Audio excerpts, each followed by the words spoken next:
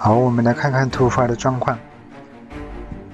在贵州铜仁多个县市呢，在五一期间遭受了特大暴雨的袭击。贵州省思南县一个铁索网红桥，就是现在看到的这个画面中，狂风暴雨之中被拧成了麻花。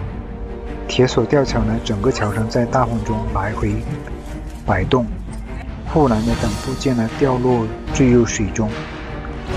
这里本来是很多自驾游爱好者以及众多网红打卡的地方，而这座大桥横跨在大江之上，没有桥墩，大风吹来，晃动得很厉害，看起来十分的惊险。整个桥身都在摆动之中了。在被狂风暴雨吹起之后呢，整个桥身摆动得非常的厉害。所以在此提醒，外出游玩的时候呢，一定要注意安全哦。